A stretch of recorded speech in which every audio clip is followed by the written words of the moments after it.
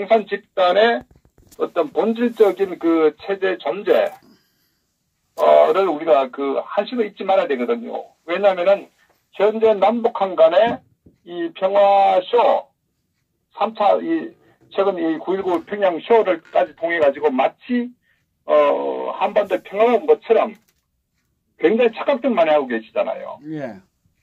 그런데 어떤 경우도 속지 말아야 되는 게 그 회담이 벌써 어떤 이루어지게 된 배경도 결국 이제 그 북한의 어떤 핵을 결국 6차까지 그 핵실험을 했었고 또 관련해서 북한이 그 항상 자랑하는 그 미사일 그러니까 스커드 미사일부터 또 무스탄 미사일, 노동 미사일, 뭐 화성까지 해서 이 ICBM 이 대륙간 탄도 미사일까지 개발 이제 거의 뭐 성공했다고 주장을 저들은 하고 결국 이런 문제들이 이 세계적인 어떤 그 안보 위협에 결국 봉착했기 때문에 미국에서 더 이상 방관할 수 없다. 뭐 이런 상황이 돼서 결국은 작년에 2017년 이 트럼프 정부가 이제 들어오면서 북한의 강력한 이 대북 제재가 시행이 됐지 않습니까? 예.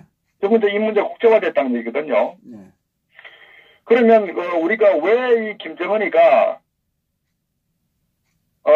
짧은 시간 내에 사실 그 김정일이가 그 핵실험했던 그 인터벌 소위 말해서 어떤 1차 핵실험, 2차 핵실험 하는 부분하고 이 미사일 시험한 그하고 이 김정은이가 이 집권 후에 핵실험의 어떤 그 스케줄과 이 미사일 스케줄을 보면요 정말 매월 있었습니다. 우리가 하나 잊지 말아야 되겠 이 북한이 1985년도에 처음 NPT 가입했다가 93년도에 이제 NPT 탈퇴를 선언했거든요. 예. 그러니까 지금부터 뭐 거의 한 2000 거의 뭐 한 25년 가량 됐지 않습니까? 예. 그리고 처음에 이제 그 2006년도에 2006년 10월 9일 날 1차 핵실험을 했어요. 예. 2006년도. 그리고 2차 핵실험이 이제 2009년도에 있었고 그 3차가 이제 2013년. 그러니까 실제 그 김정은 집권 이후에 핵실험이 굉장히 그 고도화 어떤 그 시험을 계속적으로 했다고 굉장히 어떤 그 스케줄 인터벌도 짧게. 그래서 사실 2016년도 1월 달에 이제 그 박 대통령이 계실 때 이제 1월 6일 날 4차 수소폭탄 실험을 했다고 걔들이. 예. 그리고 2010년 9월 9일 날 5차 핵실험을 하면서 거의 뭐 핵의 어떤 그 완성을 이뤘다 할 정도로 사실 굉장히 심각한 상황이 됐었고요. 결국 이제 왜 이렇게 그 김정은이가 핵실험을 이렇게 스케줄을 굉장히 집착을 갖고 스케줄 굉장히 밀어붙였느냐면은 저는 결국 이제 그 김정은 자체가 어떤 체제 위협에 대해서 상당히 심각한 어떤 위기 상황을 느꼈다. 예. 그러니까 북한의 어떤 내부 경제적인 문제도 상황이 심각해지고 또 김정은이가 이제 갑작스럽게 김정일이가 이제 사망 후에 지도 체제 자체가 충분히 갖춰지지 않는 상태에서 결국 이제 그 체제 유지를 위한 선택적 방법에 있어서 가장 선택한 게 이제 핵을 일단은 빨리 보유해야 되겠다 하는 이 측면이 강했던 것 같아요. 예. 그렇기 때문에 이제 이 핵실험이 이런 짧은 시간에 급속도로 이루어졌고 결국 이제 북한이라는 우리가 잊지 말아야 될 게 이제 그 공산 독재 집단 아닙니까? 예. 전 세계 3대에 걸쳐서 이 공산 독재 체제 승계를 통해서 이 독재 체제 이루어진 전 세계 어느 국가도 없거든요. 예, 예. 대부분 그 1세대에 걸쳐가지고 독재를 하다가 결국은 비참한 말로를 맞이하게 됐는데 북한 같은 경우에 결국 이제 3대까지 내려왔는데 결국 독재 집단이라는 것은 사실은 이제 그 반대 세력을 숙청하지 않으면은 세대 자체가 유지하기 어렵지 않습니까? 예, 예. 우리가 이제 민주주의 국가란 거는 결국은 이제 그 국민의 어떤 선택에 의해서 또 이 투표란 과정을 통해서 지도자가 이 선택되고 국가를 경영을 하게 되는데 독재 집단은 그런 과정이 없기 때문에 그러다 보니까 반드시 그 반대 세력은 그 어떤 숙청을 시켜야 되거든요. 그러다 보니까 모든 걸 이제 억압을 하고 어떤 그 통치 체제 자체가 완전 다르기 때문에 그래서 사실 그게 한 세대가 가기가 쉽지 않음에 불구하고 북한은 결국은 지난 70년간 3대를 걸쳐서 이제 독재를 유지하고 있는데, 어떻게 보면은 이제 그걸 끌고 가기 위해서 두 가지가 크게 이제 부딪히는 게 있죠. 경제적인 문제에 있어서 많은 그 국민들, 주민들을 어떻게 먹여 살건 하는 내부의 어떤 불만 세력을 억제시켜야 되기 때문에 거기에 이제 독재를 통해서 반대세력을 숙청하는 정치적 숙청을 해야 되고, 그렇기 때문에 북한은 많은 수의 어떤 정치범 수용소를 운영을 하고 있지 않습니까? 거기는 사실은 뭐 인간이라고 인간의 대접을 할 수가 없을 정도로 그러니까 쥐를 잡아먹을 정도도, 쥐 먹는 것도 정말 행복할 정도로 그만큼 먹을 게 없는 이 악독한 그런 인권 말살과 인간의 생명을 완전히 짐승보다 못한 그렇게 이제 운영하고 있는 게 북한 독재 집단이란 말이에요. 그렇게 해야 이제 반대 세력을 억누릴 수 있으니까. 예. 두 번째로는 국제간의 관계에 있어서 결국은 자기 체제를 유지하기 위해서는 아시다시피 우리가 중동 같은 경우도 결국은 이라크의 사담 후세인 기억하시지 않습니까? 어떻게 말로가 이루어졌는지. 예. 그 다음에 리비아의 가다피 같은 경우도 결국은 독재를 했지만, 그런 독재도 결국 북한 정도까지는 아니었거든. 그럼에도 불구하고 결국 가다피의 어떤 말로를 우리가 봤지 않습니까? 그러니까 사실은 이 독재 집단 오래 갈 수가 없거든요. 예. 그러니까 이제 그건 미국에 의해서 결국은 세계적 여론에 의해서 이제 독재 집단은 결국 이제 몰락을 하게 되는데, 그러다 보니까 결국 이제 김정은 같은 경우도 이 대외적인 어떤 이 압력을 결국은 버티기 위해서 저는 이제 그 부분에 선택적으로 할 수 있는 부분이 이 재래식 무기에는 결국 경제적인 지원이 뒷받침돼야 되기 때문에 도저히 불가하고, 그러니까 이제 결국은 핵이란 수단을 이용해서 자기 체제를 유지할 수밖에 없는 그러한 이제 선택을 하게 된 거고, 말씀드렸다시피 김정일이 같은 경우는 오랫동안의 어떤 통치 체제를 구축해 왔기 때문에 비교적 이 자기 독재 체제를 유지하는데 핵도 필요하지만 그렇게 심각할 정도로 어떤 시간적인 어떤 선택을 강요받을 정도는 아니었다 이거죠. 그런데 말씀드렸다시피 김정은이 같은 갑작스럽게 이 지도를 결국 이제 자기 아버지로부터 이제 어떤 선택을 받게 됐는데, 그러다 보니까 체제 자체가 공고히 안 됐으니까 저는 그런 측면에서 이제 핵을 굉장히 급하게 선택할 수밖에 없었다. 결국은 핵이란 것은 북한의 어떤 체제와 동일시 된다는 얘기죠. 핵이 없으면은 결국은 북한의 이 독재 체제, 김정은의 체제는 유지가 어렵기 때문에 핵 이꼬르 김정은의 체제 존속이라는 이 관점의 등식적 관점을 갖고 있다는 게 북한의 구조적인 어떤 측면이라고 봐야 되거든요. 예. 더더구나 이제 제가 볼 때 김정일 같은 경우도 아마 수차례 아마 큰 강조를 했을 겁니다. 왜냐면은 결국은 중동에 사담 후세인이나 가다피가 무너질 때 핵이 만약 있었다면은 과연 체제가 무너졌을까 하는 그런 부분들을 아마 실질적으로 아마 경험을 했을 거예요. 그렇기 때문에 북한에 있어서 핵이란 거는 바로 체제와 핵은 동일시 될 정도로 어떤 정권 체제의 핵심이다.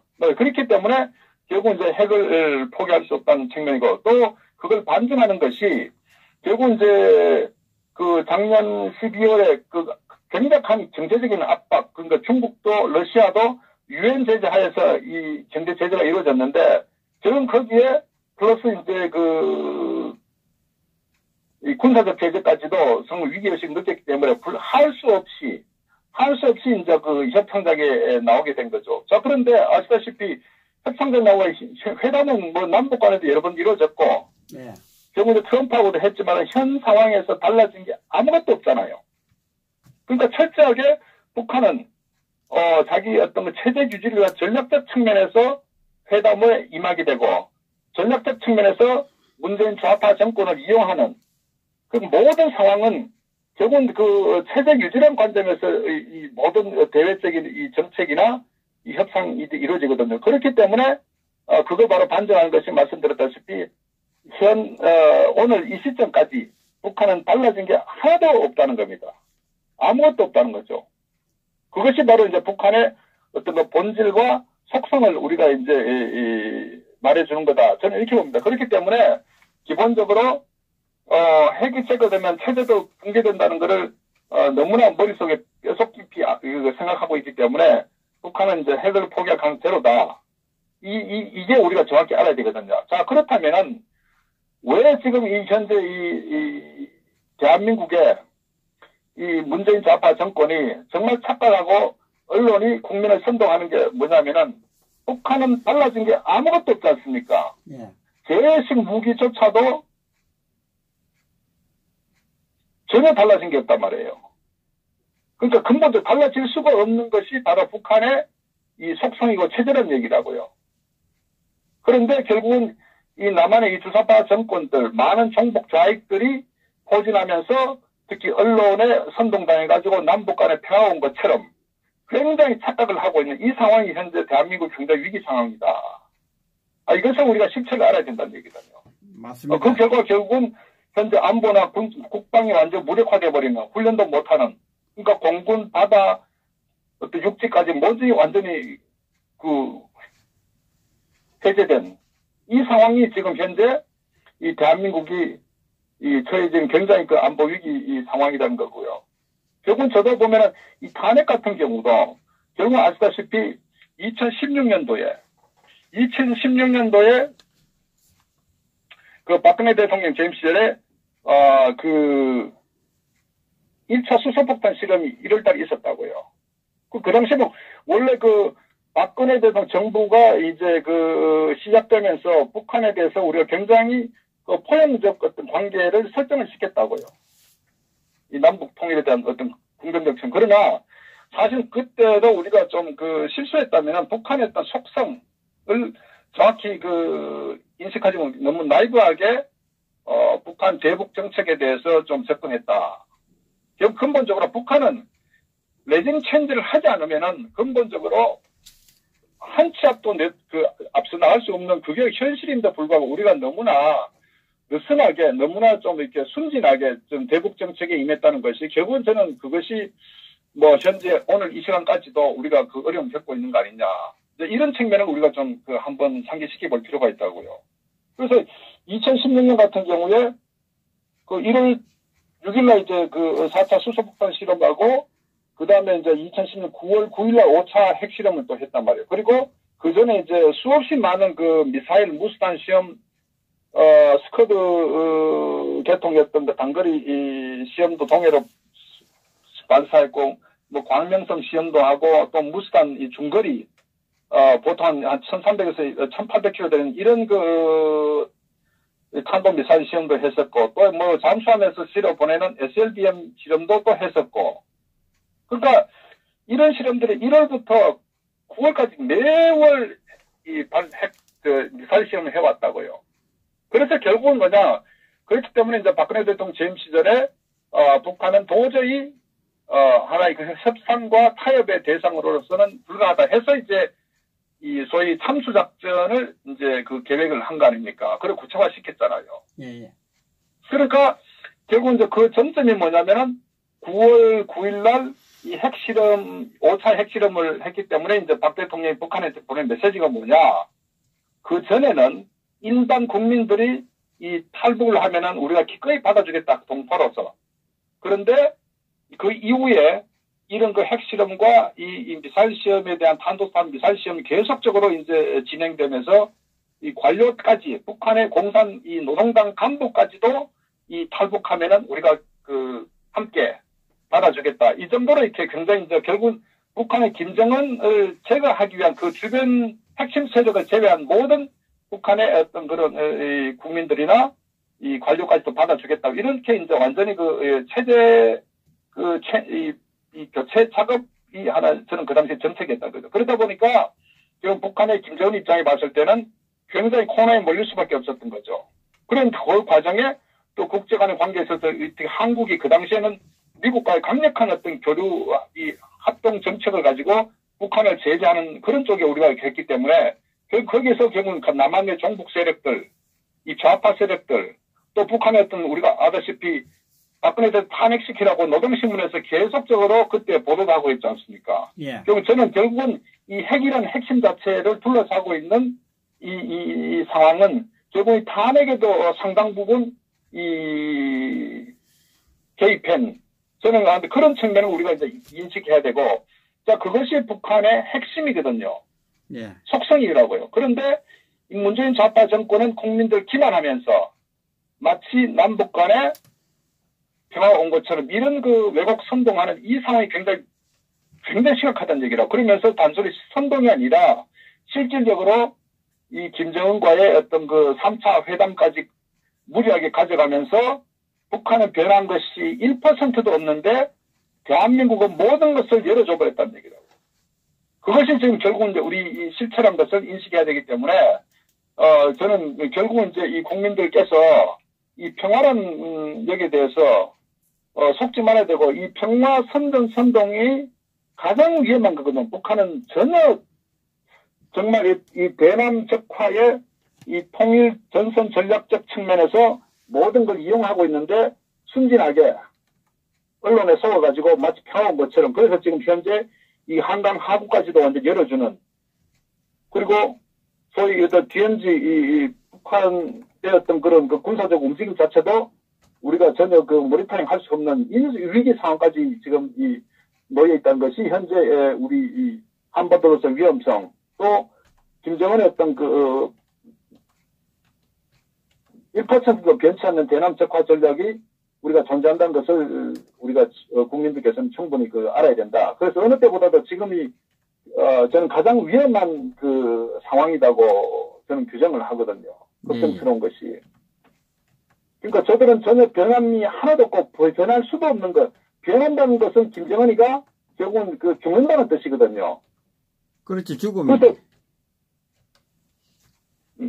그러니까 변할 수 없는 체제인데 변할 것이라는 가능성과 변하고 있다는 어떤 지나친 기대를 가지고 결국은 북한의 어떤 대남 적화 전략의 어떤 선동 전술에 속아가지고 그걸 또 이 대한민국의 이 주사파 종북 세력들이 같이 맞장구 치면서 일반 국민들 보던 이 상황이 너무나 위험하다. 그래서 지금 현재 상황은 완전히 해체되어버린 상태 아닌, 결국 이제 이 철원 쪽에서 남북 간에 이 긴급 도로까지도 완전히 연결시켜버리는 그 상황에 따라서는 그것은 정말 북한에서 서울을 접수하는데 남침하는데 1시간도 필요하지 않을 정도로 굉장히 위험한 모든 어떤 군사적인 이 방어선을 완전히 열어버렸다는 거. 더더구나 이 서해와 동해 쪽에 철책까지도 완전히 열어버리는. 그러니까 지금 무방비 상태니까 그게 이제 너무나 지금 심각하고 위험하다는 것을 이제 국민들이 정말 각성하고 깨달아야 되고, 결국은 이 남한의 이런 정책, 이 대북 안보를 무력화시킨 이 세력들 자체의 어떤 의도, 또 배경도 우리는 심각하게 좀 인식해야 된다. 정상적인 어떤 독립주권 국가로서 있을 수 없는 부분인데, 결국 북한과의 또 연계된 간첩 세력이 존재하지 않으면은 도저히 현재 이루어지고 있는 이 상황들은 우리가 이해할 수 없다. 우리가 이런 관점에서 현 좌파 정권도 좀 바라봐야 된다. 저는 그걸 이제 강조를 하고요. 막말로 김정은이가 오늘 내일 새벽이라도 만약에 남한을 남침한다고 하면은 정말 대책 없을 정도로 상당히 위기 상황이 현재 오늘 날 이 대한민국의 현 주소다. 이것을 우리가 좀 심각하게 저는 인식해야 된다고 보는 겁니다. 맞습니다. 참. 그 부분을 많은 분들이 걱정을 하고 계시죠. 그 부분. 지금 우리가 이제 탄핵 문제, 또 문재인 좌파 정권의 또 외교 몰락, 안보 참사 하는 얘기를 하지만 사실은 지금은 만약에 앞으로 한 달 정도 현재 이 문재인 좌파 정권이 완전히 이 대북 안보에 관련된 모든 장애물들을 우리 스스로가 전부 철거시켜 버린다고 가정하고, 특히 또 군 장성들조차도 완전히 어떤 정말 정치 군인화 돼가지고 자기 어떤 인사에 대해만 어쨌거나 청와대에서 지시가 내려오더라도 국방장관이나 관련된 장성들, 또 어떤 군 최고 책임자들이 정말 안 된다고 이렇게 강력한 어떤 의견을 표출해야 되는데, 막말로 필요하면 자기가 정말 전역을 하는 그런 각오까지도 갖고 대한민국 안보에 대해서 어떤 지원을 하고 뭔가 행동으로 표현을 해야 됨에도 불구하고 어느 누구도 현재 그러한 입장을 갖고 있지 않다. 이것이 저는 더 심각한 문제다. 그러다 보니까 지금 현재 뭐 대한민국의 이 군 장성들뿐만 아니라 하부의 어떤 그런 그 사병들조차도 굉장히 군기가 굉장히 느슨해질 수 있는 정도. 이게 지금 저는 굉장히 위험하다고 보거든요. 그러니까 어떻게 보면은 물리적으로도 이 군사적인 안보 방어 태세막이 완전히 사라지고 있는 상황이고 실제 정신무장 자체도 부적 개념이 사라진 적이 없으니까 뭐 어떻게 돼. 그다음 훈련도 하지 않죠. 이 상황에서 제가 김정은이라면요. 저는 바로 서울 접수해버립니다. 지금은 호기다. 이렇게 보거든요. 그러니까 우리가 한편으로는 주한미군이 존재하기 때문에 우리 대한민국 국방은 안전할 거라고 보지만 사실은 저는 그렇지 않다고 봐요. 결국 미국도 지금 뭐 평택에 주둔하고 있지만은 막말로 지금 현재 그 군용기를 정찰기를 띄우지 못한 상황에서 유선성 근처에 이 장사포가 거의 뭐 70%에서 배치돼 있잖아요. 예. 그 장사포는 뭐 300mm 같은 경우에 200km 이상 간다 그러는데 그 300mm부터 해서 뭐 200mm 장사포가 돼 있죠. 그 포를 동시에 쏴가지고 탱크가 북한은 또 얼마나 압도적으로 대한민국보다 탱크 숫자가 많지 않습니까? 그걸 만약에 현재 열어난 상태에서 그 다음에 서해안 쪽에도 만약에 뭐 4군단이나 걔들 그거 동시에 이렇게 침투 들어오고 휴전선 이 근처에 갖고 바로 탱크 밀고 장사정권 밀고 들어오면은 그거 어떡할 겁니까? 그 현실이 당장 내일 새벽에 일어날 수도 있어요. 그런데 국민들은 지금 전혀 뭐 준비 아무것도 없지 않습니까? 막말로 우리가 뭐 핵무기나 화성방 묻는다고 우리가 한번 얼굴에 화성방 하는 훈련을 한번 한 적이 있습니까? 그렇다고 또 갑작스런 전시 상황이 됐다고 해가지고 요즘 민방위 훈련해가지고 뭐 지하철처럼 어디에 가야 될지 대비하는 훈련을 하고 있습니까? 아무것도 안 하고 있잖아요. 지금은요, 평화가 다 온 것처럼 이렇게 인식하고 있다. 완전히 긴장이 풀린 상태로. 이러니까 이게 너무나 지금, 심각한 위기 상황이다. 그래서 최소한도 우리가 이제 이 유튜브를 통해서 이 북한의 어떤 실체, 어떤 현상들에 대해서는 항시 기막성을 갖고 있어야 된다. 저는 그걸 좀 제가 말씀을 드리는 겁니다. 네. 예. 그런데 저는 항상 궁금한 게 도대체 이 문재인 좌파 정권은 어떤 생각을 가지고 김정은이야 지금 김정은님은 바라보고 있는지 그게 제일 궁금해요. 저는 두 가지 측면에서 우리가 해석할 수 있다고 보는 게요. 예. 첫째, 청와대는 완전 북한에 예속됐다, 적화됐다 이런 측면 하나 하고요. 왜? 그렇지 않으면은 정상적인 대한민국의 그 안보와 국방을 이렇게 무너뜨릴 수가 없거든요. 그러니까 북한의 김정은이가 이 청와대 이 주사파 세력들에게 직접적 지시가 이루어져가지고 남한을 군사적인 방어를 무력화시켜라. 이러한 지시에 의해서 이루어진 케이스 하나. 두 번째, 그렇지 않으면은 정말 그 환상에 사로잡혀가지고 북한의 김정은이는 절대 남한을 남침하지 않는다. 또 충분히 핵을 포기할 수 있다. 이런 굉장히 의심 없는 정말 너무나 순진한 생각으로 임한다거나 이 두 가지 외에는 전혀 해석할 수가 없는 거예요. 근데 제가 봤을 때 가능성은 저는 그게 이제 반반씩 있다고 봐요. 그러니까 청와대 내 핵심 세력들은 상당히 저는 북한과 연계되어 있을 가능성이 높다. 그렇지 않으면은 이런 이 짧은 시간에 이 대한민국의 어떤 안보를 이렇게 허물 수가 없다는 거예요. 정상적 상식을 갖고 있다면. 그리고 나머지 이 친북, 종북 세력들은 정말 순진하게 이 남북 평화가 지금 도래하고 있다. 이런 망상에 사로잡혔기 때문에 이런 안보 체계를 무너뜨리고 사실은 뭐 이런 상황 그러니까 이 청와대 친북, 종북 주사파 세력들이 그렇게 한다고 하더라도 국방부나 이런 안보 체계를 통해 가지고 이렇게 지시가 내려올 때에 국방부나 우리 군 수뇌부 같은 경우는 단호하게 우려를 전달하고 어떤 그 선을 넘어가면은 자기 직을 걸고 거기에 대해서 항명을 하든 정말 제가 자기가 본인이 전역을 하는 한이 있더라도 강력하게 어떤 그 메시지 전달을 표현을 해야 되는데 그게 없잖아요. 그게 지금 더 심각하다는 얘기라고.